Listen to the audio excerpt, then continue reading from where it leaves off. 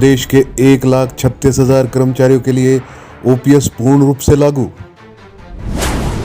SOP की अधिसूचना हुई जारी। 20 साल बाद लौटी पुरानी पेंशन। -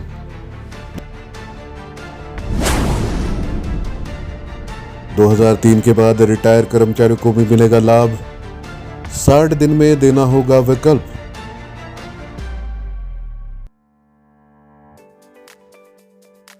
हिमाचल के एनपीएस कर्मचारियों का ओपीएस का इंतजार पूरी तरह से खत्म हो गया है। अब हिमाचल में पूर्ण रूप से ओपीएस बहाल हो चुकी है। सरकार ने ओपीएस की अंतिम अधिसूचना या कहे कि एसओपी स्टैंडर्ड ऑपरेटिंग प्रोसीजर जारी कर दिए हैं। अब कर्मचारियों को 1 अप्रैल 2023 से ओपीएस का लाभ मिलना शुरू हो जाएगा। जो कर्मचारी 2023 से पहले एनपीएस से रिटायर हो चुके हैं उन्हें भी ओपीएस का लाभ मिलेगा। हिमाचल सरकार ने एसओपी की अधिसूचना में इसकी जानकारी दी है। ओपीएस की पात्रता के लिए क्या होंगी नियम व शर्तें, आइए एक एक करके जानते हैं।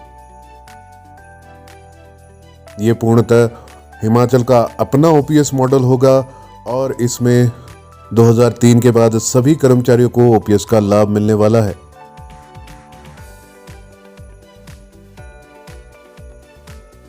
साठ दिन में देना होगा विकल्प।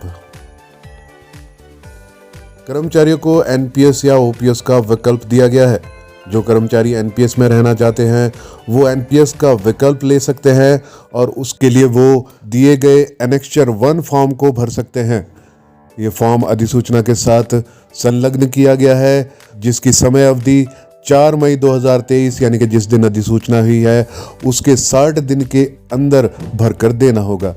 यदि आप 60 दिन में कोई भी विकल्प नहीं देते हैं तो ऐसी स्थिति में आपको एनपीएस के तहत ही पेंशन मिलेगी और आप ओपीएस के लिए पात्र नहीं होंगे। आपकी एनपीएस कटौती भी जारी रहेगी। एनपीएस या ओपीएस में रहने का विकल्प केवल एक बार लिया जाएगा और यह विकल्प अंतिम होगा। 1 अप्रैल 2023 से एनपीएस कटौती बंद। 1 अप्रैल से हिमाचल के सभी एनपीएस कर्मचारियों की एनपीएस कटौती बंद कर दी गई है। अब ऐसी स्थिति में कोई भी कर्मचारी एनपीएस लेना चाहता है तो वो एनपीएस वाले विकल्प का फॉर्म भरकर दे सकता है तथा अप्रैल महीने का 10% एनपीएस शेयर की कटौती करवा सकता है, क्योंकि पिछले महीने किसी भी कर्मचारी का एनपीएस शेयर नहीं कटा है। ऐसी स्थिति में वो अपने 10% एनपीएस शेयर की कटौती करवा सकता है और इस कटौती के लिए सरकारी अंशदान भी जमा किया जाएगा। रिटायर और मृत्यु को प्राप्त हो चुके कर्मचारियों को भी मिलेगा ओपीएस का लाभ। जो कर्मचारी 2023 के बाद रिटायर हो चुके हैं या मृत्यु को प्राप्त हुए हैं वो भी ओपीएस के लिए पात्र होंगे। ऐसी स्थिति में उन्हें ओपीएस मिलेगी। हालांकि इसके लिए उन्हें एक फॉर्म भरकर देना होगा और सरकारी अंशदान व उस पर अर्जित ब्याज को वापस देना होगा। ऐसा करने पर ही वो ओपीएस के लिए पात्र होंगे। इसी के साथ यहाँ पर यह भी स्पष्ट कर दिया गया है कि ओपीएस का लाभ उन्हें प्रोस्पेक्टिव तिथि से ही मिलेगा, यानी कि 1 अप्रैल 2023 से ही उन्हें पेंशन मिलेगी। इसका एरियर उन्हें नहीं मिल पाएगा और उनके केसेस को तभी एजी ऑफिस भेजा जाएगा यदि वह सरकारी अंशदान की वापसी सुनिश्चित करते हैं। इसके लिए बकायदा एक सर्टिफिकेट भी पेंशन केस के साथ भेजना होगा, जिसमें लिखा होगा कि कर्मचारी ने पूरा सरकारी अंशदान वापस कर दिया है। रिटायर होने वाले कर्मचारी को वापस करना होगा सरकारी अंशदान।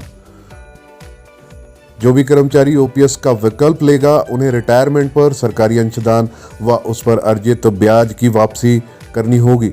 हालांकि कर्मचारी का एनपीएस अंशदान कर्मचारियों को ही मिलेगा, लेकिन जो सरकारी अंशदान है उसकी वापसी होगी। यदि एनपीएस फंड से कर्मचारी सरकारी अंशदान की वापसी नहीं कर पाता है तो ऐसी स्थिति में वो अपनी ग्रेच्युटी, लीव एनकैशमेंट या जीआईएस से भी सरकारी अंशदान की भरपाई कर सकता है। ओपीएस के लिए सरकारी अंशदान की वापसी अनिवार्य होगी। यदि किसी कारणवश कर्मचारी सरकारी अंशदान की वापसी नहीं कर पाता है तो ऐसी स्थिति में ओपीएस का लाभ उसे नहीं मिल पाएगा और एनपीएस के तहत ही उसे पेंशन लेनी होगी।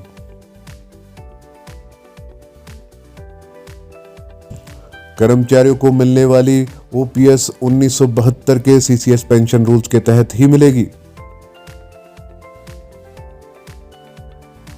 सरकार ने यहाँ पर यह भी साफ कर दिया है कि जो पेंशन 1972 के तहत पहले से दी जाती थी, उन्हीं रूल्स के तहत एनपीएस से रिटायर कर्मचारियों को भी ओपीएस मिलेगी। जहां पर यदि कर्मचारी की रिटायरमेंट होती है तो उसके अंतिम वेतन की 50% राशि पेंशन के रूप में मिलेगी। समय समय पर महंगाई राहत व अन्य भत्तों का भी लाभ मिलता रहेगा।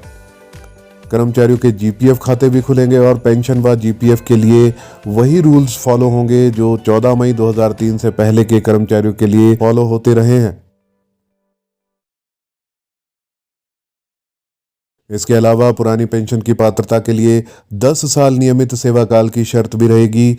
यदि किसी की 10 साल नियमित सेवा काल की शर्त पूरी नहीं होती है तो ऐसी स्थिति में वो ओपीएस के लिए पात्र नहीं होगा।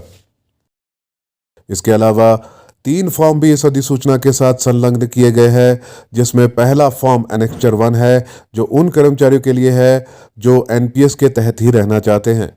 जो भी कर्मचारी एनपीएस के तहत ही पेंशन का लाभ लेना चाहते हैं वो एनेक्चर 1 फॉर्म को भरकर कार्यालय में दे सकते हैं।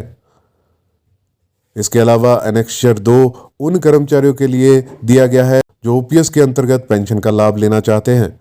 इन दोनों फॉर्म को 60 दिनों के अंदर भरकर देना होगा, जो लगभग अधिसूचना की तिथि के बाद 5 जुलाई 2030 के आसपास तक का समय बन रहा है।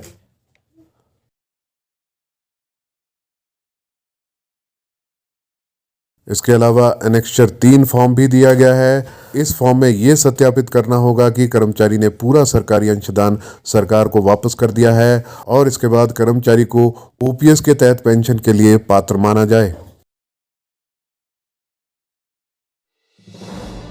इन सभी शर्तों के साथ हिमाचल में ओपीएस को पूर्ण रूप से लागू कर दिया गया है। यदि आपके कोई विचार है या प्रश्न है तो आप हमें कमेंट सेक्शन में लिख सकते हैं। इसके अलावा इस वीडियो को आप ज़रूर शेयर करें ताकि ओपीएस को लेकर सभी नियम व शर्तें सभी रिटायर हो चुके व सरकारी सेवा में काम कर रहे कर्मचारियों को पता चल सके।